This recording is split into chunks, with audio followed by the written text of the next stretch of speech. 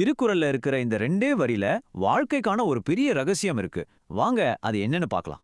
முதல்ல இந்த குறள் அப்படியே கேளுங்க. வெறும் வார்த்தைகள் இல்ல, இது ஒரு அழகான கவிதை. சரி, இப்போ இதோட ஆழமான அர்த்தத்தை பார்க்கலாம்.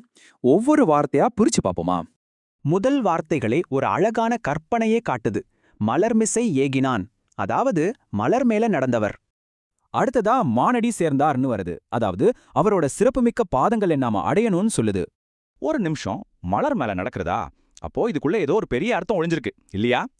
நிச்சயமா இங்க சொல்றது நிஜமான பூவை பத்தி இல்ல. இது ஒரு ரொம்ப சக்தி வாய்ந்த உருவகம். அந்த மலர் வேற ஒண்ணும் இல்ல, நம்மளோட தூய மனசுதான். அந்த மனசுல தான் கடவுள் இருக்காருன்னு சொல்றாங்க. அதே மாதிரி அடிய சேர்றதுனா என்ன? நம்மளோட அகந்தைய விட்டுட்டு முழுசா சரணடைகிறது தான். அப்போ முதல் வரி நம்ம மனசுல இருக்கிற இறைவன் கிட்ட பக்தி செலுத்துற பாதையை தான் காட்டுது. சரி, இந்த வழியில போனா நமக்கு என்ன கிடைக்கும்? அதுக்கு பதில் தான் ரெண்டாவது வரியில இருக்கு. நிலமிசை நீடு வாழ்வார், அதாவது அவங்க இந்த பூமியில ரொம்ப நாள் வாழ்வாங்கன்னு ஒரு வாக்குறுதி தர்றாரு. அப்படின்னா வெறும் வயசு அதிகமாகிறது மட்டும்தானா? இல்ல இதுக்கு வேற ஏதாவது ஆழமான அர்த்தம் இருக்கா? அது வெறும் வருஷங்களோட கணக்கில்ல, வாழ்க்கையோட தரம், அர்த்தமுள்ள நிம்மதியான ஒரு வாழ்க்கை. பாத்தீங்களா எவ்ளோ சிம்பிள். இறைவனை சரணடைஞ்சா அர்த்தமுள்ள ஒரு வாழ்க்கை நிச்சயம். இதுதான் குறள் சொல்லும் வழி. இப்போ இந்த குறளை மறுபடியும் பாருங்க, அதோட முழு அர்த்தமும் எவ்ளோ அழகா புரியுது இல்லையா?